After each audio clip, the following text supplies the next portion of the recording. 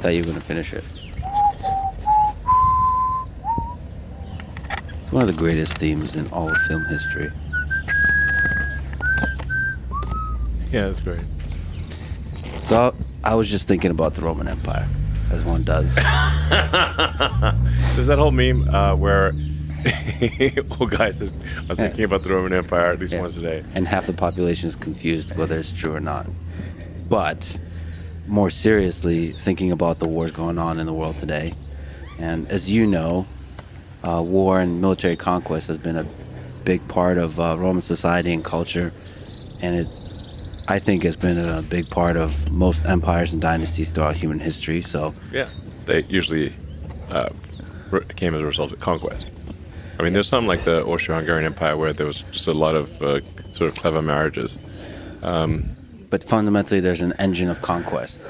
Yeah, They celebrate almost always. excellence in warfare. Many of the leaders were excellent generals, Yeah. that kind of thing.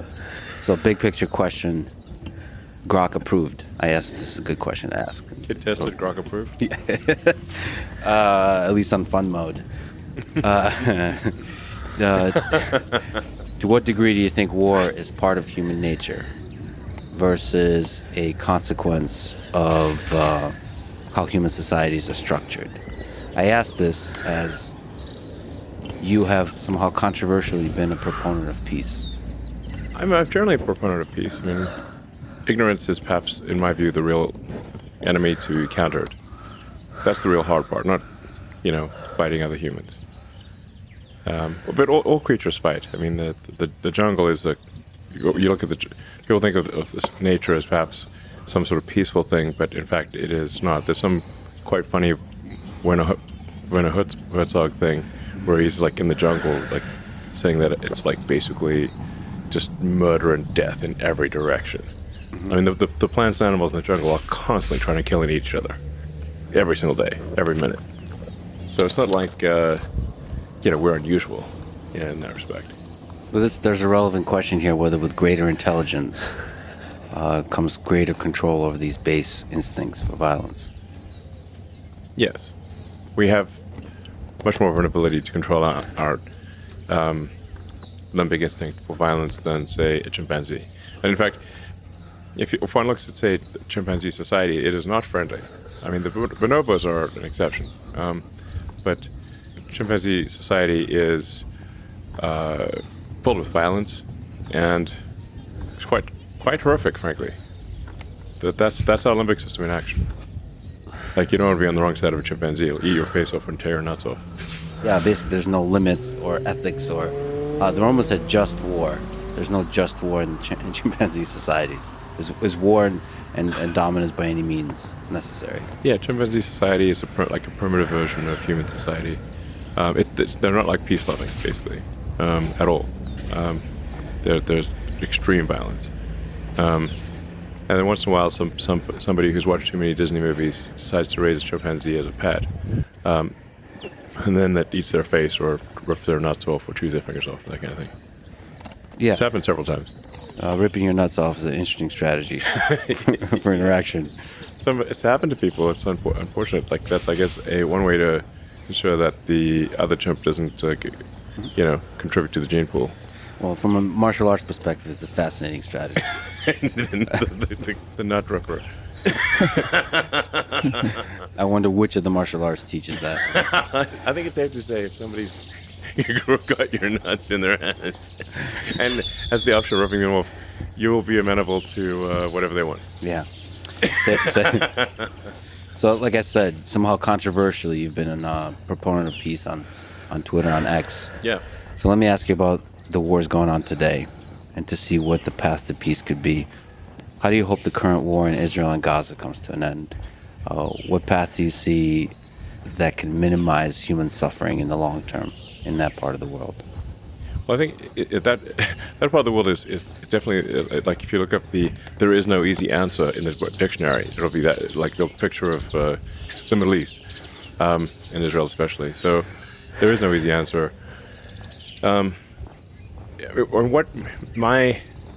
This is strictly my opinion of, is that the goal of Hamas was to provoke an overreaction from Israel. They obviously did not expect to, have a military victory, but they really wanted to commit the worst atrocities that they could in order to provoke the most aggressive response possible from Israel, and then leverage that aggressive response to rally Muslims worldwide for the cause of Gaza and Palestine, which they have succeeded in doing.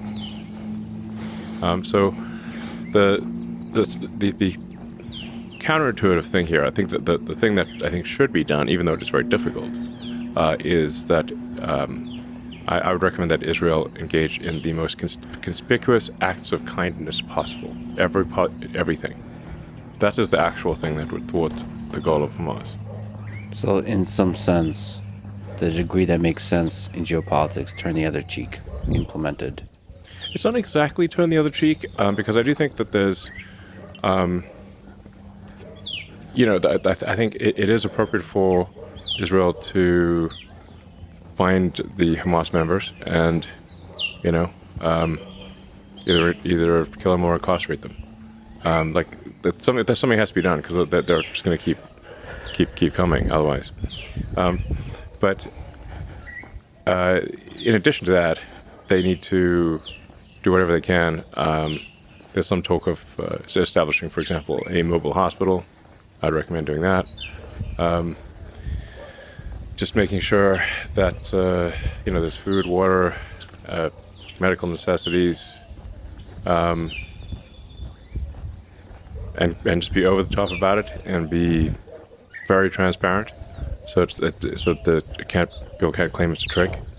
Like, just put a webcam on the thing, all 24/7. Deploy acts of kindness.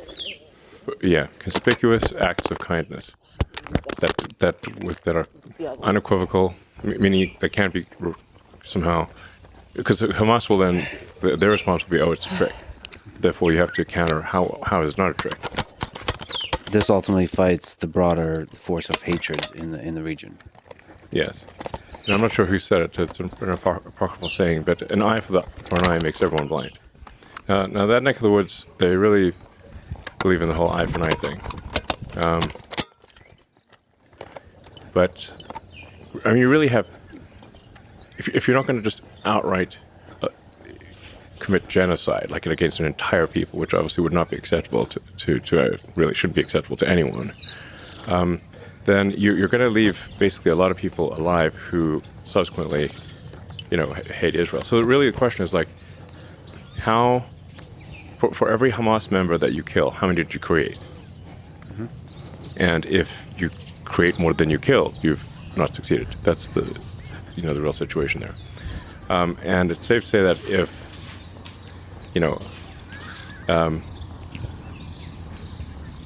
if you kill somebody's child in Gaza,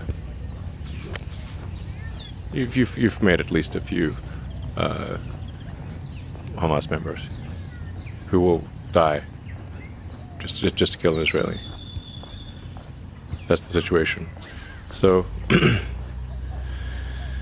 but I mean, this is one of the most contentious subjects one could possibly discuss. But I think if the goal ultimately is some sort of long-term peace, one has to look at this from the standpoint of, over time, are there more or fewer terrorists being created? Let me just linger on war. Yeah. Well, war, it's safe to say wars always existed and always will exist. Always will exist. Always has existed and always will exist. I hope not. You think it always will? There will always be war. It's a question of just how much war, and what there's the sort of the scope and scale of war, mm-hmm. But to imagine that there would not be any war in the future, I think would be a very unlikely outcome. Yeah, you talked about the culture series. There's war even there. Yeah, it's a giant war. The first book starts off with a gigantic galactic war where trillions die. Trillions. But it still nevertheless protects these pockets of flourishing. Somehow you can have galactic war and still have pockets of flourishing. Yeah, I mean, it's. I guess if we are able to one day expand to, you know, fill the galaxy or whatever, there will be a galactic war at some point. The scale. I mean, the scale of war has been increasing, increasing, increasing. It's like a race between the scale of suffering and the scale of flourishing. Yes. A lot of people seem to be using this tragedy to beat the drums of war and feed the military-industrial complex. Do you worry about this? The people who are rooting for escalation, and how can it be stopped? One of the things that does concern me is that there are very few people alive today who actually viscerally understand the horrors of war, at least in the U.S. I mean, obviously there are people on the front lines in Ukraine and Russia who understand just how terrible war is. But how many people in the West understand it? My grandfather was in World War II. He was severely traumatized. He was there, I think, for almost 6 years in East and North Africa and Italy. All his friends were killed in front of him, and he would have died too, except they randomly gave some, I guess, IQ test or something, and he scored very high. Now, he was not an officer, he was, I think, a corporal or a sergeant or something like that, because he didn't finish high school. He had to drop out of high school because his dad died, and he had to work to support his siblings. So because he didn't graduate high school, he was not eligible for the officer corps. So, he kind of got put into the cannon fodder category, basically. But then, randomly, they gave him this test. He was transferred to British intelligence in London. That's where he met my grandmother. But he had PTSD next level. Like, next level. I mean, just didn't talk. And if you tried talking to him, he'd just tell you to shut up. And he won a bunch of medals, never bragged about it once. Not even hinted, nothing. I found out about it because his military records are online. That's how I know. So he would say, like, no way in hell do you want to do that again. But how many people? Now he obviously he died 20 years ago, or longer actually, 30 years ago. How many people are alive that remember World War II? Not many. And the same perhaps applies to the threat of nuclear war. Yeah, I mean, there are enough nuclear bombs pointed at the United States to make the radioactive rubble bounce many times. There's two major wars going on right now. So you talked about the threat of AGI quite a bit, but now, as we sit here with the intensity of conflict going on, do you worry about nuclear war? I think we shouldn't discount the possibility of nuclear war. It is a civilizational threat.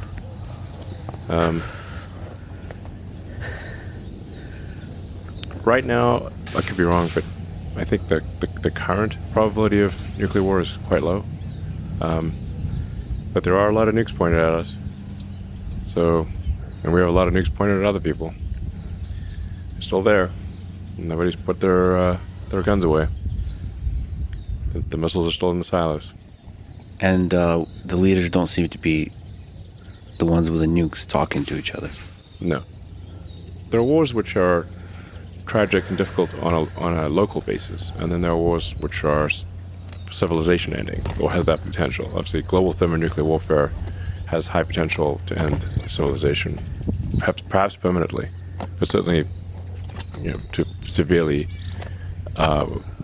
wound and perhaps set back human progress by, to the Stone Age or something. I don't know. Pretty bad. Probably scientists and engineers want to be super popular after that as well. They're like, you got us into this mess. Mm-hmm. So, generally, I think we obviously want to prioritize civilizational risks over things that are painful and tragic on a local level, but not civilizational.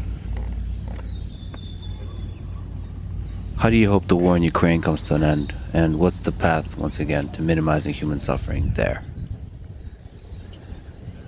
Well, I think that what is likely to happen, which is really pretty much the way it is is that something very close to the current lines will be how a ceasefire or truce happens.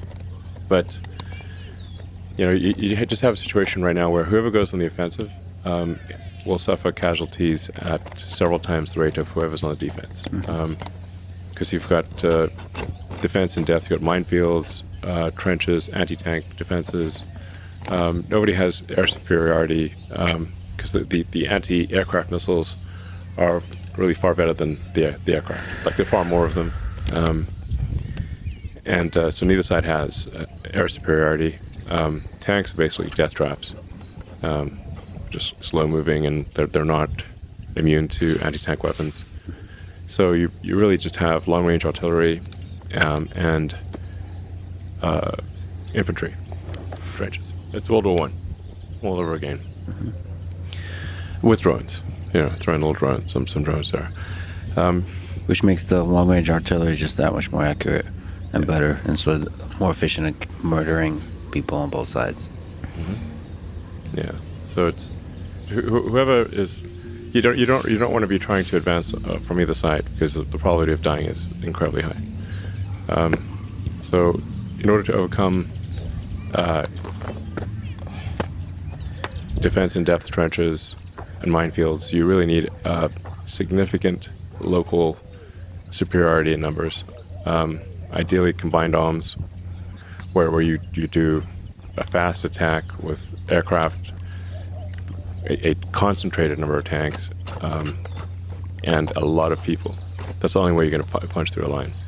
And then you're going to punch through and then not have reinforcements just kick you right out again. I mean, I really recommend people read World War I warfare in detail. It's rough. I mean, the sheer number of people that died there was mind-boggling. And it's almost impossible to imagine the end of it that doesn't look like almost exactly like the beginning, in terms of what land belongs to who, and so on. But on the other side of a lot of human suffering, death, Yes, and destruction of infrastructure. Yes, I mean, the thing that the reason I proposed a